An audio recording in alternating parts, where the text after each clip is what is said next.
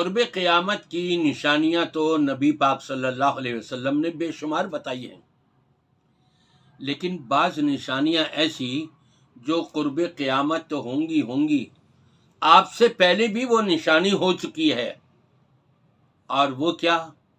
حضرت ابو ہریرہ رضی اللہ تعالیٰ عنہ فرماتے ہیں، نبی پاک صلی اللہ علیہ وسلم نے صبح کی نماز پڑھائی اور پھر لوگوں کی طرف آپ متوجہ ہوئے نماز کے فوراً بعد۔ آپ نے کہا، بینما رجل یسوق بقرہ اذ رکب فضربها فقالت انا لم نخلق لهذا انما خلقنا للحرث فقال الناس سبحان اللہ۔ بقرہ تھا تکلم، نبی پاک صلی اللہ علیہ وسلم نے لوگوں کو خطاب کر کے ارشاد فرمایا کہ پرانے زمانے کے لوگوں میں ایک شخص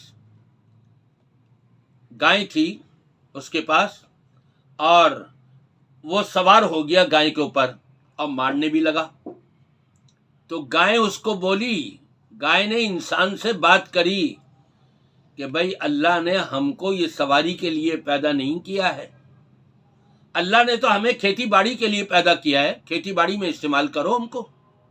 اللہ اکبر۔ نبی پاک صلی اللہ علیہ وسلم کا یہ بیان اور یہ کلمہ سن کر کے جو صحابہ بیٹھے ہوئے تھے مجلس میں، سب پکار اٹھے، سبحان اللہ، اللہ کی ذات پاک ہے، گائیں اور وہ بات کر رہی ہے، اللہ اکبر۔ یہاں پر دو چیزیں ہمارے سامنے آئیں، ایک یہ کہ جانور کو بھی اللہ تبارک و تعالی جب چاہے، جس کے لیے چاہے، اس کو انسانوں والی زبان سکھا دے اور وہ انسان سے اس کی زبان میں بات کرنے لگ جائے۔ اللہ قادر ہے، وہ تو روز قیامت ہاتھوں کو، انسانوں کے ہاتھوں کو، اس کے پیروں کو، اس کے جسم کو آرڈر دے گا بات کرو، اور اس کے منہ پر مہر لگا دی جائے گی۔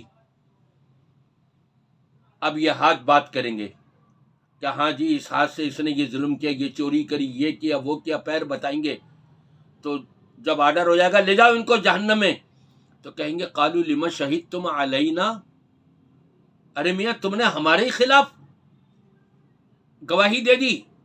تو جواب ملے گا، ہاتھ اور پیر جواب دیں گے، انطقنا اللہ الذی انطق کل شیء، آج اس اللہ نے ہم کو بلوایا ہے جو ہر چیز کو بلوا سکتا ہے، یہاں اس نے گائے کو بلوا دیا۔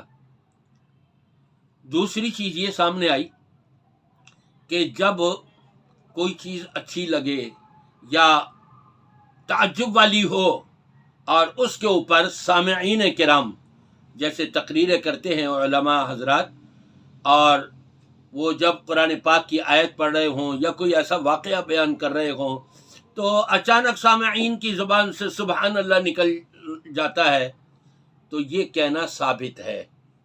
لیکن اگر وہ مقرر، وہ خطیب، وہ خود ہی کہے اشارہ کر کے سبحان اللہ کہو، اونچی کہو، پھر کہو دوبارہ، یہ غلط ہے۔ قدرتی طور پر سامعین کو ایک چیز کے اوپر تعجب ہوتے ہوئے سبحان اللہ نکل گیا ہے تو اس میں کوئی مذائقہ نہیں، وہ جائز اور درست ہے۔